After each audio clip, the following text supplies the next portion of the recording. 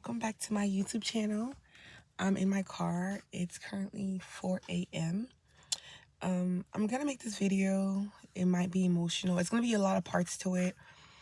There's a couple things I want to say to preface this before I get into my whole life story. I'm in the car, so I might be a little acting a little jittery. I'm already nervous making this video because I want to make story times on this account and stuff like that, but I really feel called to share the story, which I share my life story in Uber rides, random people I meet at hotel, or on an airplane ride.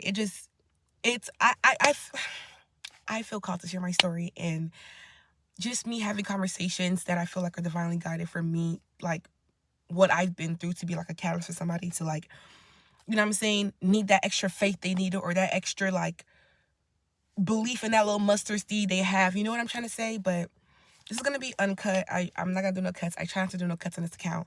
But this will be part one. I don't know how I'm gonna title this yet, but whatever you see it titled, that's what it is. My heart feels heavy right now. I'm very nervous, I'm not gonna lie. And I'm in my apartment complex. I'm in the second floor parking lot. It's just a lot. Okay.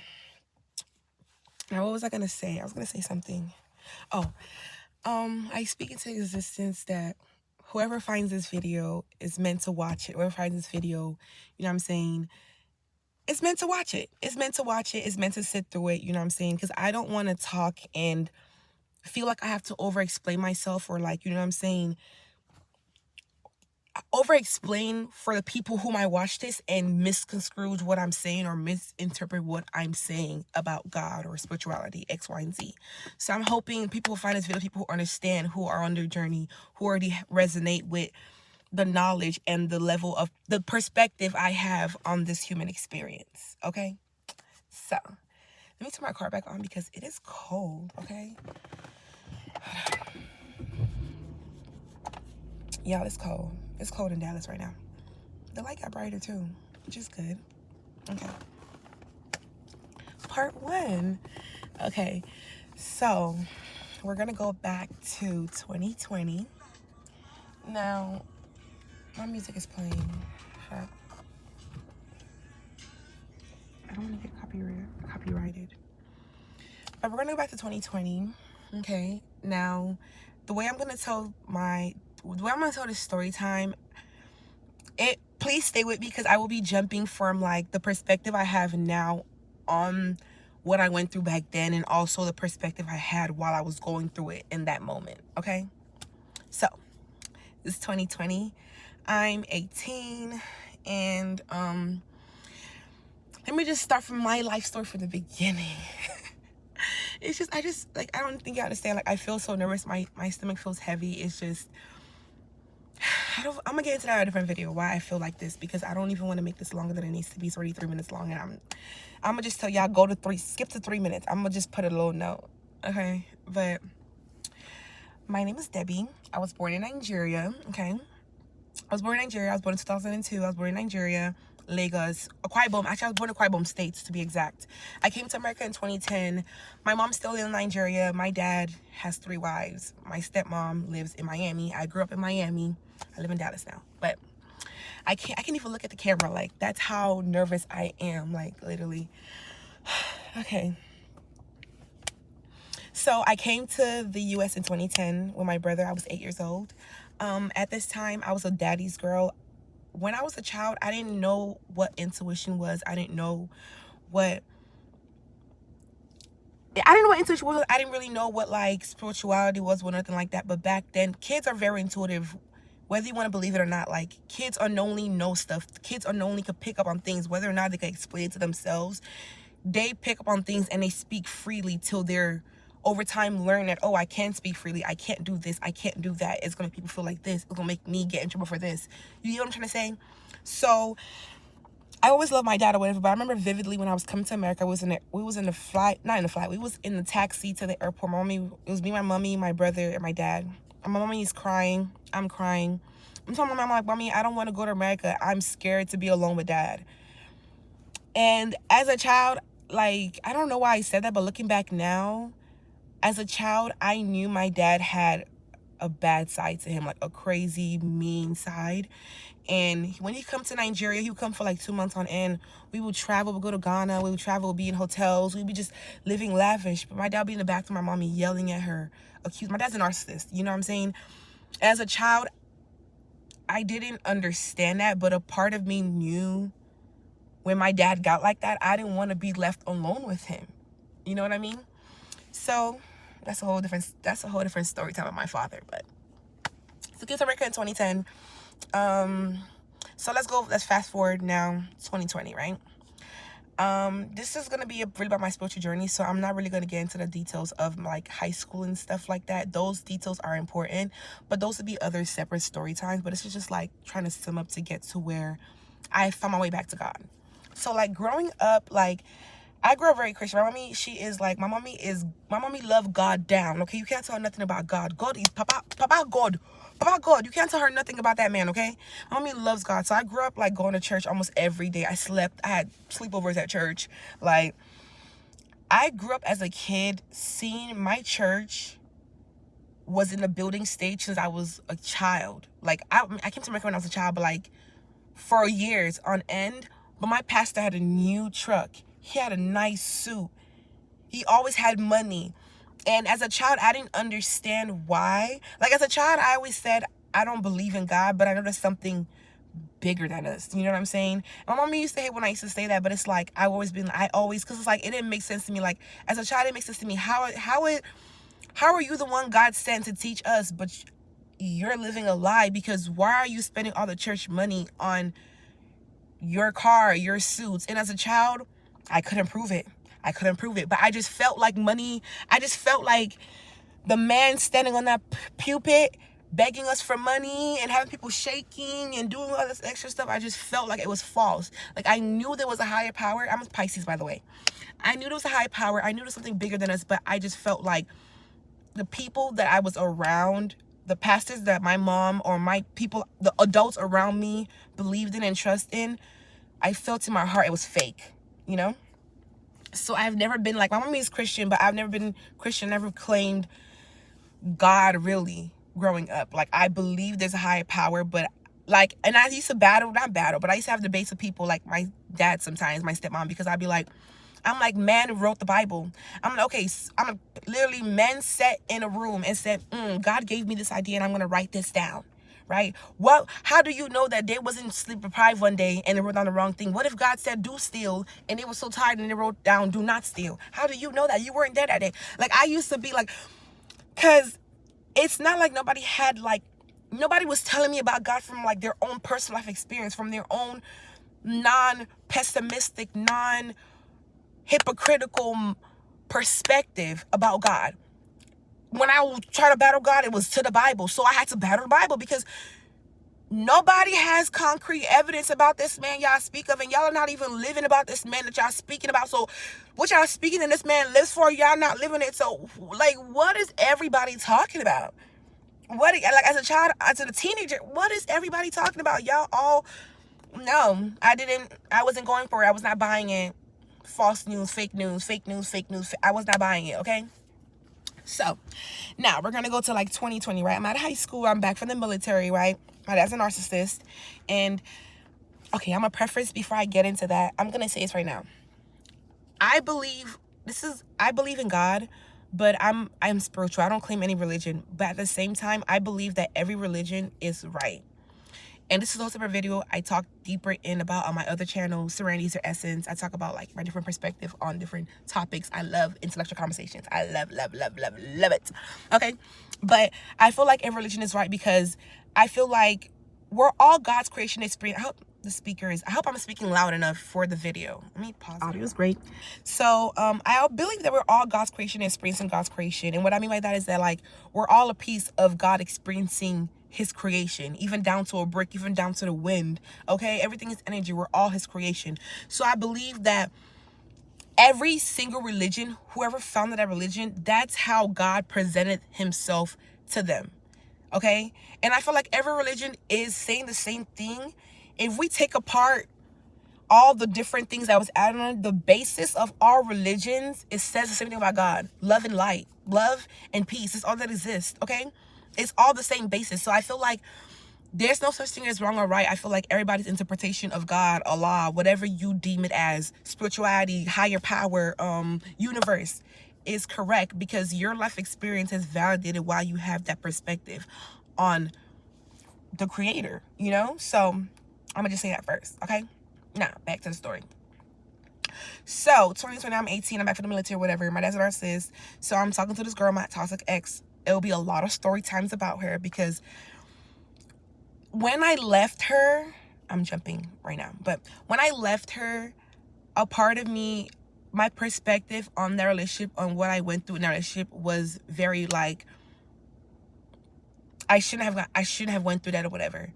But this version of me understands how significant that pain, that chapter of my life was, how significant, how much of a catalyst it was for all I am, all I believe I'm capable of, all I am doing, and how God showed himself to me. Herself, but different topic, but herself, okay? But how God showed himself to me, you know? And so that's my talks. Okay, my dad kicks me out. I'm gonna tell you this one. My dad kicks me out. This one I get kicked out or whatever, right? So I come out from the military, whatever. I'm working two jobs at the time. By this time, I'm not spiritual. My spirituality has not started yet, right? Still not, I wouldn't say effing with God, but I'm still not like, I'm just living life, you know? I'm 18. I live in Miami, like, by this time I'm trying to stack up money because I'm trying to move to Pennsylvania with my friend and go to Penn State. This is the plan at the time, right? With my friend, I'm gonna give her a name. I'm gonna call her Megamind because I'm gonna have other story times about her as well. I was gonna move to Pennsylvania with Megamind, right? So I have two jobs. I'm working hard, right? Mind you, my brother's lived at my parents' house since I've been in high school. Pays no rent but utility bill. Only, like, I think the light bill, right? I'm working two jobs. Got money from the military. My dad gonna tell me to pay $500 every 2 weeks in rent. I told him no. Because it's like, mind you, rewind. When I was like 14, 15, I literally told my dad, I said, when I'm 18, I'm getting out of here. That's why I joined the military, because I wanted to have a backup plan to be out of my dad's house. Like, I was firm on it. Like, I've always been the child that, my friends even called it something called debutante, because it's like Debbie question, because I'm always going to question. So if it don't make sense, make it make sense. Because I'm a yapper, so I over explain things. So if it don't make sense, make it make sense. So I'm gonna question or whatever. And I've always been a child where my dad is a narcissist. He's a Gemini too, so he does petty things. So if he's doing something petty, I will call it out. I will question it. You're doing this because, like, my dad turned the power off in my room because he's mad or whatever. You really turn the power box in my room off because you're mad? You're mad? Stop talking to me. You're a 40-year-old man being petty to a 15-year-old child?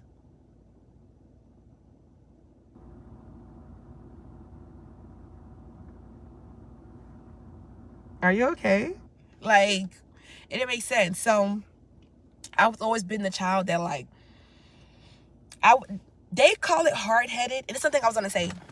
This is a lot. I'm talking in circles, but whoever's here is meant to be here and is fine with the way I'm speaking and just yapping, you know what I'm saying, talking in circles. And you're here with me, you know? But, and what was I gonna say? Oh, yeah. I feel like even down to, like, our family and what's your life, like, your at-home life, I feel like even that's a catalyst. Like, I feel like kids who are born in toxic homes, I'm not saying it's a good thing, but I'm saying it's part of God's plan for your life. Like, me personally, I feel like if my dad wasn't a narcissist, if my dad wouldn't behave the way he did, I wouldn't be as intuitive as I am now. My dad would ignore me, okay? So I had to learn how to pick up on other signs of when he was upset, when he was in a bad mood, and how he was going to react. So sometimes my dad didn't have to come home and say nothing. Based on the energy he walked in the house with, I know to steer clear, okay? He don't got to yell. I'm out of the scene before he starts yelling. You know what I'm saying? Like, the trauma forced me to learn how to pick up on other signs because my parents were bad at communicating. So I had to learn how to pick up on how they were feeling, what they were about to do, how they were going to treat me based on how they felt in other ways. You know what I'm saying? So I've always been a very in tune person. And over my time on my journey, I had to learn how to turn that turn that valve on and off. Sometimes I'll pick up on somebody's energy. I stutter sometimes, I'm sorry. But sometimes I'll pick up on somebody's energy and I will absorb it, and I would behave like it's mine, and I would not know I would not know I'm picking up somebody's energy. I'll be happy, but like I know somebody's sad, and I will only take on the burden of wanting to make them happy, and I will only take on their energy. You know what I'm saying? Different topic. Back to the story. I'm sorry, y'all. But yeah, so my dad's a narcissist, whatever. I told him I'm not paying $500 every 2 weeks. I came home from work one time. I'm locked at the house. I was locked out. I was crying. I was begging. And at this time, I had an idea of myself. Like, at this time, I was getting my nails done every 2 weeks, which is, I still am, but I feel like that, which I don't get my nails done every 2 weeks. Right now, it's not done. But, like, is nothing wrong with that, but I feel like back then, it was not from a place of that's what I enjoyed to do. It's from a place of, like, a look I kept up. Like, I enjoy getting my nails done every 2 weeks, but it's something I needed to feel good. Not to feel good, but to feel not enough, but to feel like, you know what I'm saying? Like, I don't know how to explain it, but if you get me, you get me. I had my nails done every 2 weeks. My toes was done. Like, I used to love shopping. Like, I was a city girl. I loved my long nails back then. I was a city girl. So I'm kicked out. I'm outside the house. I'm begging. I'm screaming. I'm crying. And that's not letting me in. Okay. Fast forward. My toxic ex. We're talking. We're moving together, right? So we're going to call her Dirty Bubble because that bitch is big, fat, and funky. Okay. So Dirty Bubble and me moving together, whatever, right? It's good at first. Dirty Bubble is the best. She's the best at apologizing. She's a narcissist just like my dad. And something to this day, I'm not friends with this girl no more, but to this day, what she said stuck with me. She said, you literally left your dad's house to move in with somebody who's just like your father. And to this day, that shit sticks with me because that was so real. Like, she was like my dad. Like, my ex, put my dad to the side. In that relationship, since she didn't feel like enough, she felt the need to dim my light for me to feel like enough. Like, she felt like I had to be less than to stand next to her. And she wanted me next to her. And it's like, back then I'm not spiritual. I don't understand energy. I'm not in tune. I don't have this perspective on any of what I'm going through at that time. So I just know that, you know what I'm saying? Me being me makes her upset.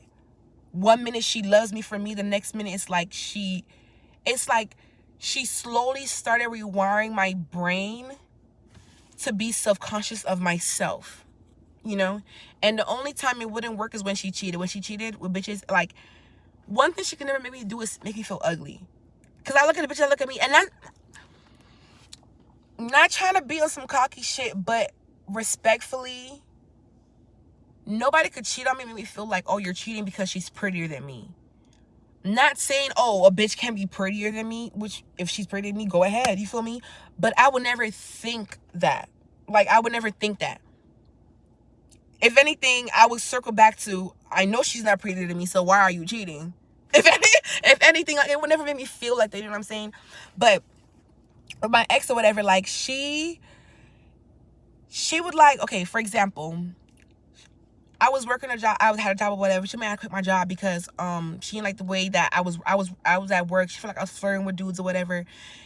She would stress her case on how things made her feel so well that that's what narcissists do. They start rewiring your brain to prioritize how they feel in your life. Okay? So, like, I know I'm not cheating. I know I'm not at work doing shit. But she feels like I'm cheating and it's just hurting her so much. I could bet I'm going to quit my job. Because I kept conforming and changing myself, trying to be what she wanted to make her feel like I loved her. Even though I shouldn't have had to keep proving it. And even though I was proving it, it was never enough. It was never enough. I lost myself. In that relationship, I wanted to kill myself. I don't want to cry. But yeah, there was a couple of times I sat in the bathroom and I just wanted to die. I literally, like, it was like I could physically escape, but it's like the rewiring of your brain. You're in a mental prison. Like, you really don't see no way out. Like, I don't know how to explain it. Like, there is, like, my friend literally one time came over earlier again while Blue was asleep, helped me, told me to pack my shit. Came in the house, started packing my shit, went to her house, and I still went back to that bitch.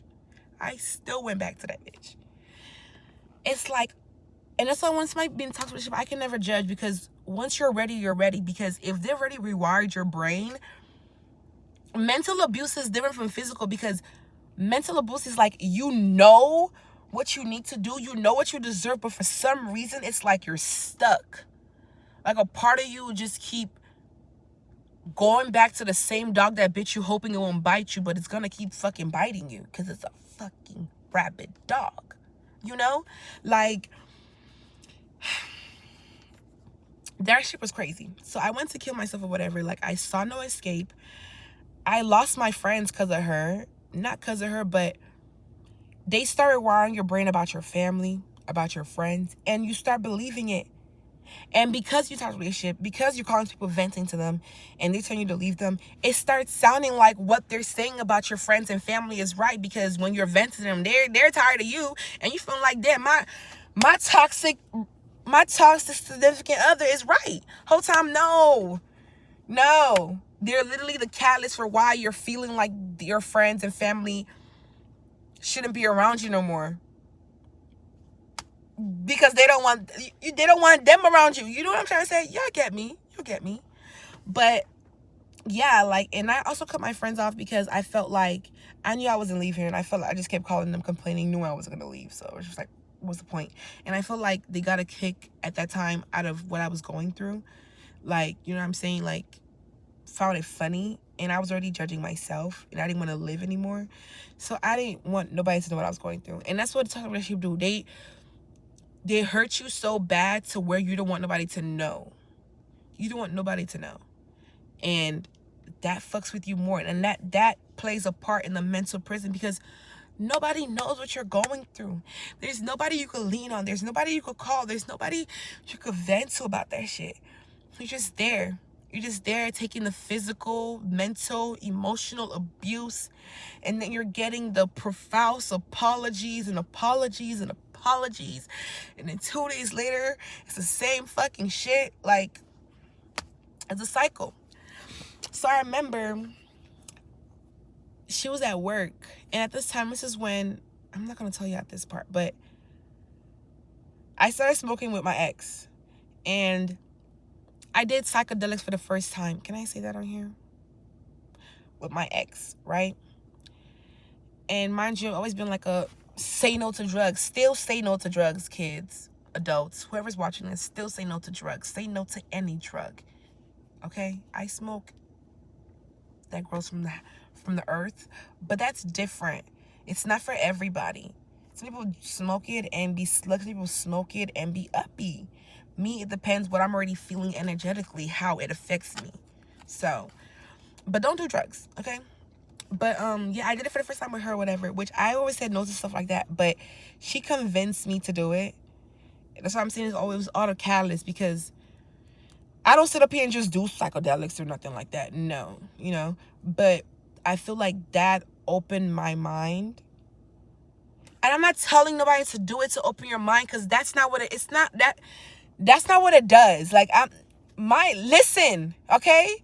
My journey is different. Everybody's journey is different. Weed not weed. Psychedelics is not the same thing for everybody, okay? Please do not sit up here and be like, oh, Debbie said, no, I did not. I did not say. I'm telling you my story. I'm not saying go copy my story. God orchestrated my story. Let him orchestrate yours, okay? But I did it, whatever, right? And she had a bad trip. Like, my ex was seeing demons. Like, and it's a different topic or whatever, but I feel like demons aren't real. I feel like stuff like depression, those are demons. I feel like everything's energy, and demons is an energy that could come and take over you, and could affect how you feel, how you think. Your like anger is a demon. It could distort your actions, your mindset, your emotions, your perspective. Sadness is a demon. Anxiety, demon. Okay, I feel like those are demons. You know what I'm saying? And it can manifest into physical things that actually formulate into what people call demons, and you know what I'm saying, entities, whatever they call it or whatever. But when she took hers, she was like scared. It's something she always used to see when she was on a trip. It's like something she said was she would see in the corner just staring at her like a dark figure. And I personally feel like it's her demons. Like she has like the wrong thing she's done, she turns off acknowledging that side of herself. Like narcissists literally know they're a bad person, but turn that off because they only want to see themselves in a good light. And they don't want nobody around them to see them in a good light. That's why they're performative. They're literally the best actors. And I feel like that's what she was seeing, like the formulation of all her bad, all the negativity, all that gunk that she spews when she's upset, when she's just being toxic, you know, all that toxicity, you know what I'm saying? Off topic. But yeah, so I had a trip or whatever, and then one more she was at work or whatever, and I was sitting home, and that morning she had cursed me out. I cleaned the house, and I remember vividly, I cleaned the house, and she came home, she would take her clothes off and just leave it where it's at. Next morning, if I don't want to have sex because you just cheated, I know you just cheated, so now I don't want to have sex, she would curse me out while she's getting ready for work, or she would curse me out because she didn't wake up on time for work. Whole time when I'm trying to wake her up, she would curse me out because I won't let her sleep, and then wake up and curse me out because I did let her sleep. Whole time she's tired and oversleeping because she's not home at night. She wasn't home at night. While I was asleep, she was leaving to go be with bitch. To go be with bitches. Different story time, okay? About how I found that out. But yeah. So she was cursing me about how I had the house dirty. Well, mind you, the house was clean, but you just see clothes everywhere because she came home and dropped her drawers, her shirt here, her pants here, her boxes here, her towel here, the shirt she woke up and took off here, her shoes here. Everything is just scattered everywhere, and it looks like the house is dirty because it's just articles of clothing and shoes everywhere, and it's all pieces of things you just came home and took off last night, right? So I'm crying, I'm home, I'm sitting there, whatever, right? Scrolling on TikTok, I'm smoking, and then let me roll up. Do I have weed in here? I do. I don't. It's fine. But yeah, I'm scrolling. What I see a video, it was like, it was Oh Natty. It was Natija.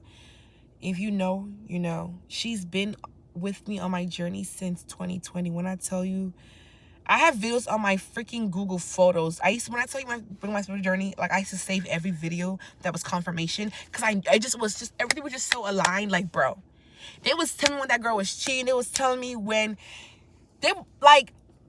God was just guiding me. Like, I'm gonna get there, right? I'm already 20 minutes in, but I told you it's gonna be long as fuck, right? So, what was I saying? Yeah. So I'm saying there, when the teacher in the video, she's like, just ask higher power out loud. Basically, like, ask out loud or whatever. Talk to God out loud. You know what I'm saying? Ask for sign, ask for guidance, something like that or whatever. So I sat there, I closed my eyes. I remember this day vividly. When I found my way back to God. I sat there, I closed my eyes, and I said, God, universe, whatever you are, if you're real, give me a sign. That's literally all I said. Right? I'm home. I'm chilling. I keep scrolling on TikTok. I don't think nothing of it, right? Keep scrolling on TikTok or whatever. I'm chilling. My ex, I clean, right? My ex, I think, I don't know if it was that night or the next day when she came home. But I know I cleaned. And I know for sure there was no $50 bill nowhere. Because I cleaned that fucking house, right? We're sitting in bed smoking. We just eating our food. We just picked up some food we eating or whatever, right? So I take my clothes off or whatever. I'm about to put on my pajamas. Like, I wear oversized t-shirt. I go to sit my shirt. like by the we have a basket, we put our dirty clothes or whatever. There was a $50 bill on the floor right next to the hamper. I kid you not. I put this on my life. I looked at my ex and said, "Did you have a $50 bill in your pocket or something?" She was like, she looks at her pocket. She was like, "No." She was like, "I have no cash on me," or whatever. I'm like, I pick up the bill. I'm like, she's like, "Where'd that come from?" Now I'm just like, what the fuck? I'm like, bro. And now I'm just over here. I'm geeked. I'm excited. I'm just going this whole rant about how I talked to God and how I cleaned the house and it was no way $50 bill was there. Da da da da. I'm just going like it was nothing but God. I'm just like, I'm shook. I'm shook as fuck. So the next morning, I see a video. It's like talking about shadow work. I would sit there. It's Natija again, right? She's like, sit there, envision yourself, think back to the most recent childhood memory or whatever, and then hug your younger self, right? Boom. Turn my phone off. Go to the living room, sit on the couch, crisscross applesauce, sat there. Went on YouTube, found some random like meditation video, click that bitch, put that bitch on, right? Sat there, closed my eyes. Remember my youngest childhood memory that I fully remember is when I was touched as a kid, right? So, and I've been touched when I was younger a couple times. And when I was a teenager, like, when I would remember those memories, like, I felt nothing. And I felt like something was wrong with me. And that's why I really talk about it. I feel like there was real victims who went through things because I went through that. But, like, I wasn't sad. I wasn't mad. I didn't feel like, I knew what was done to me was wrong. But I didn't really feel anything. Like, when I would randomly think of the memory, like, I just think of it and then go on my business. Like, I didn't really have no emotional connection to those memories. I remember it vividly, but I didn't feel anything. You know what I'm saying? So I'm doing a shadow work where I sit there meditating, think of memory. I envisioned my younger self. I pulled her from the dude. This is when I was in Nigeria. I think I was like 6 or 5 at the time. Pull myself from him. I hug my younger self. I'm sitting there, crystal apple on the couch. I'm hugging myself like this, or I'm hugging myself. I don't cry or nothing, right? I don't cry or nothing. I envision what my higher self would look like, a new version of me, what she would wear, how her body would look. I hug her, right? Did it for like 10 minutes. I think for like 7 or 5 minutes. At this time, I could not do no 10 minutes sitting still long. My mind just running now. I couldn't do it. This is like fresh, okay? So, did that or whatever. Next day, did it again.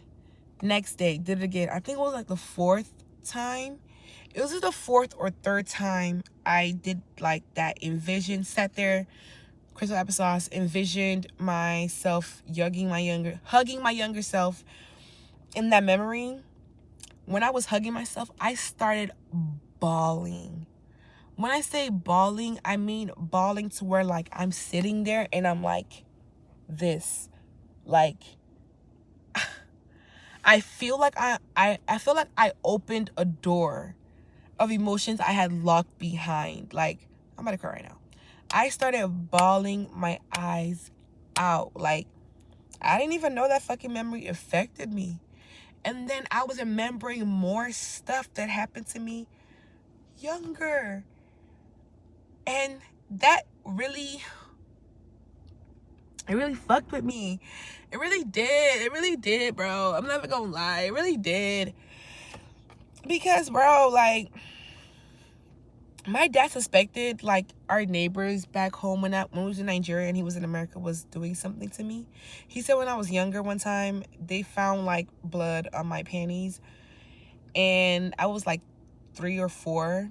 My dad came back home immediately or whatever. And he wanted to, like, fight the neighbors. It was a lot, but I don't remember that memory at all.